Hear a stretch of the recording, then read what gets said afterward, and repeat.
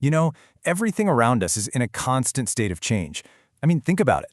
The ice in your drink, the wood in a fireplace, the world is always changing. But what if I told you there's a super simple way to classify every single one of these transformations? Come on, admit it. Haven't you ever wished you had magical powers to change things around you? You know, poof, a longer nose or a castle in the clouds. While we might not be wizards, change is happening all around us, all the time. And it turns out there's one simple question you can ask to understand pretty much any change you see. Okay, so let's dive right in with that one crucial question. When something changes, can you change it back?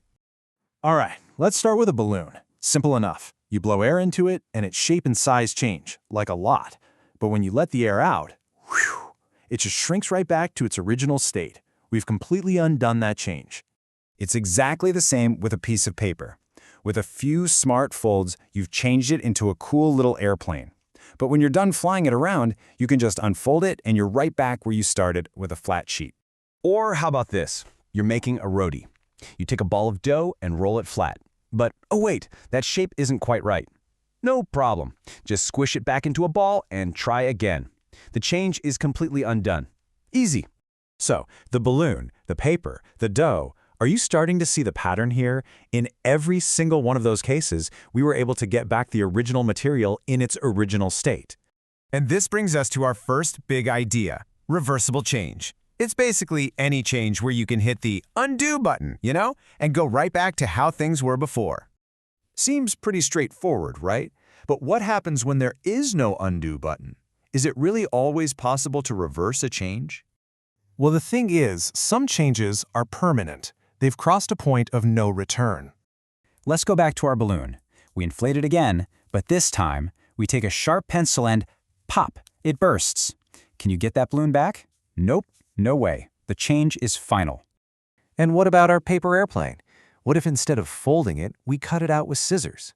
Yeah, you still get an airplane, but there is no way to uncut that paper. You can't just stick those little scraps back together to get your original sheet. And our roti dough.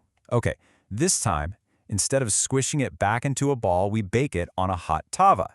Now it's a cooked roti. Can you turn that back into a soft ball of dough? Not a chance. Absolutely not. So, the popped balloon, the cut-up paper, the baked roti, these are all perfect examples of an irreversible change. Once it happens, that's it. There's simply no going back. Now, what's really fascinating is when we start to look at the causes of change. And one of the most powerful causes all around us is heat. Here's the cool thing. It can cause both types of changes we've just talked about. Have you ever wondered how a blacksmith fits a super tight metal rim onto a wooden cartwheel? They use this amazing trick that's all about heat. So here's how they do it. The metal rim is made just a tiny bit smaller than the wheel. So first, they heat it up, a lot. This causes the metal to expand. It actually gets bigger. Now it's large enough to slip right over the wooden wheel. Then they pour cold water on it, which makes the metal contract really fast, shrinking it down for an incredibly tight fit. So the blacksmith uses heat to change the metal's size, and then uses cold to change it back. Now, based on everything we've just learned, would you say this change is reversible? Yep, you got it. It is.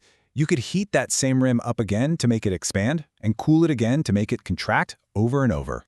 The physical nature of the metal hasn't permanently changed. It's a perfect real-world example of a reversible change driven by heat. Okay, for our final deep dive, let's look at something that seems really simple but is actually hiding a big secret: the humble candle. You see, it tells a story of two different changes happening at the exact same time. If you look really closely at a burning candle, you'll notice it's melting. But you'll also see that it's slowly getting shorter. Two things are happening at once. So, which kind of change is it? Reversible or irreversible? This is what I call the candle paradox. Part of the change is reversible. The wax near the flame melts into a liquid, right? If you blow the candle out, that liquid wax just cools down and turns solid again. You can repeat that process. But part of the change is irreversible. The wick and some of that wax are actually burning, turning into totally new substances like ash and smoke and gases, and you can never get that burned wax back. So let's do a quick recap of what we figured out. First, change is absolutely everywhere. Second, we can sort these changes into two main groups: reversible, the ones we can undo, and irreversible, the ones that are permanent. And finally, we saw how something like heat can be a really powerful force for both kinds of change. You know, the ancient philosopher Heraclitus once said, "The only constant in life is change." And understanding how to classify it helps us make sense of the world, from baking bread all the way to building a cartwheel. And that brings us to the end. But here's a final thought I want you to take with you. Look around the room you're in right now. Find just one example of an irreversible change. What's one thing you see that simply can't be undone?